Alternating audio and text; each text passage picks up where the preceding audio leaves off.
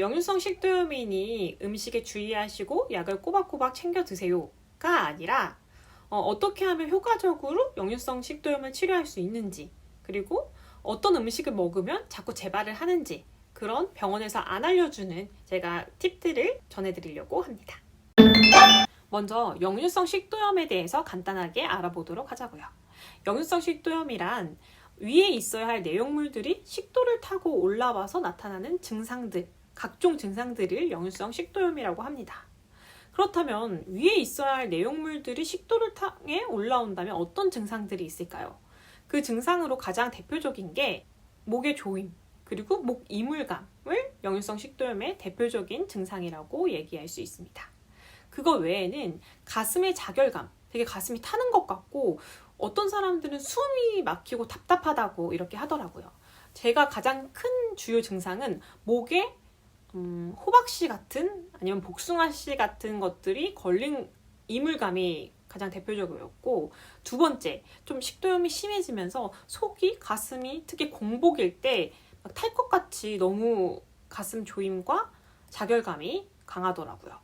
근데 저희 친오빠가 최근에 역류성 식도염에 걸렸는데 심장이 너무 아프다고 하는 거예요. 근데 제가 그 증상을 딱 듣자마자 그 오빠가 위험이 원래 심한 걸 제가 알고 있어서 한번 역류성 식도염 검사를 해보라 이렇게 얘기를 했는데, 아니나 다를까 역류성 식도염 때문에 그렇게 다양한 증상들로 발현이 되었던 것이었어요. 그리고 또 이런 증상도 있었어요. 헛배가 부르다? 약간 속이 더부룩하다. 내가 음식 많이 먹은 것 같지도 않은데 자꾸 트림이 나온다? 이런 것들이 역류성 식도염의 주된 증상 중에 하나였습니다. 우선 식습관을 어떻게 관리하면 좋은지. 첫 번째, 제 시간에 먹는 거예요. 저는 아무래도 직장을 다니다 보니까 아침, 점심은 제 시간에 먹었던 경우 같아요. 아침에는 한 7시에서 8시 정도에 식사를 하고, 그 다음에 점심시간은 직장인들 거의 보통 12시니까 12시에 점심을 먹었고, 문제는 저녁이었는데요. 저녁은 퇴근하고 집에 오면은 막 한 8시에 먹거나 아니면 9시에 먹고 이렇게 지냈었는데, 이게 굉장히 역류성 식도염에 안 좋다는 사실을 알게 되었어요. 제가 보통 11시에 자는데 8, 9시에 밥을 먹으면은 다 먹으면 한 9시 반?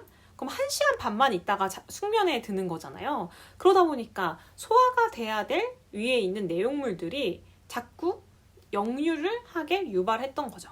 그래서 저는 어떻게 고쳤냐면, 퇴근을 하면 항상 그 회사 근처에서 먹고 갔었어요, 저녁을.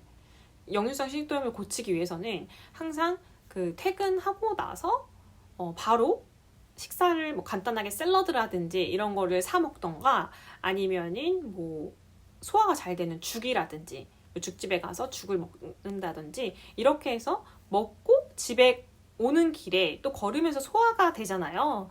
네, 그렇게 했더니 저녁 시간을 좀 당겼더니 많이 효과를 보았습니다. 그래서 여러분들도 직장 다니시는 분들이 이걸 보신다면은 저녁 시간을 좀 일찍 당겨서 먹는 효과가 굉장히 컸습니다. 두 번째, 정량을 먹는 거예요.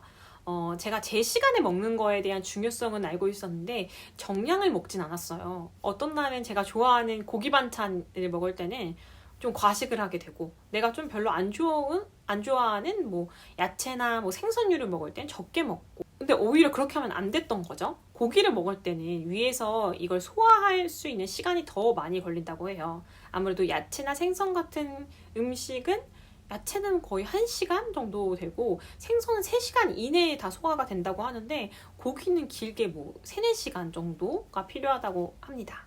근데 저는 그걸 거꾸로 했던 거죠. 고기는 더 많이 먹고, 그 다음에 야채랑 생선은 더 적게 먹고, 이러다 보니까 역류성 식도염이 쉽게 나지 않았어요. 그래서 정량을 먹는 것도 굉장히 중요하다는 거 여러분들이 한번 숙지해줬으면 좋겠습니다. 세 번째, 우유 마시지 않기. 빈속에 우유를 먹다 보니까 너무 속이 쓰린 거예요. 저는 직장을 다니다 보니까 아침에 가볍게 먹을 수 있는 게 우유에 시리얼을 먹는 거, 그렇게 많이 먹었는데, 그렇게 먹다 보니까 이렇게 목에 생목 올라온다고 표현을 해야 되나? 그러니까 목에 이물감이 너무 많이 느껴졌는데, 저는 우유랑 되게 안 맞았던 것 같아요. 여러분들 중에서도 식도염 걸린 사람들 중에서도 우유가 이제 칼슘이 많다고 하니까 저희 엄마 같은 경우도 우유를 많이 드시는데 그게 우유랑 잘 맞지 않는 분들도 있을 수 있으니까 식도염에는 우유를 꼭 피해 주시는 것을 저는 추천드립니다. 그리고 네 번째, 과일 조심하기.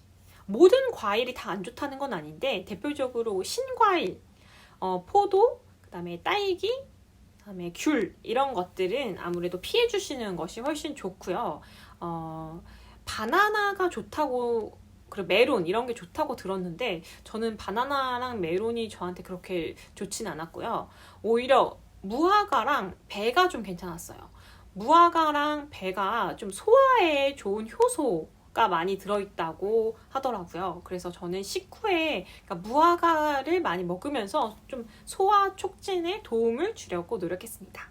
과일을 아예 안 먹으면은 더욱더 역류성 식도염을 치료하는데 안 좋을 거라고 느껴져서 최대한 저한테 자극이 덜 가고 제 몸에 좋을 것 같은 그런 과일들을 챙겨 먹었습니다.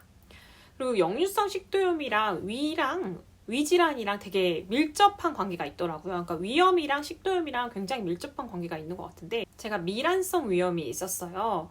그러다가 이제 식습관이 좀 안 좋아지고 먹고 나서 이제 식곤증 때문에 계속 일찍 자고 이러면서 이제 역류성 식도염까지 생기게 되었는데 여러분들은 그래서 위랑 식도염이랑 같이 세트라고 생각하시고 치료를 하시는 것이 더욱더 좋을 것 같아요. 위가 또 튼튼해지면은 아무래도 소화하는데 더욱더 좋을 거라고 생각해서 양배추즙이랑 그다음에 양배추도 많이 먹었습니다. 그리고 또 위에 좋다는 마즙이나 마를 좀 갈아서 그리고 저는 밥에다가 넣어서 먹었어요. 그래서 밥에다가 마밥해서 먹기도 하고 이렇게 먹었었는데 괜찮더라고요. 그래서 그 다음에 양배추는 먹어주시는 게 좋을 것 같아요.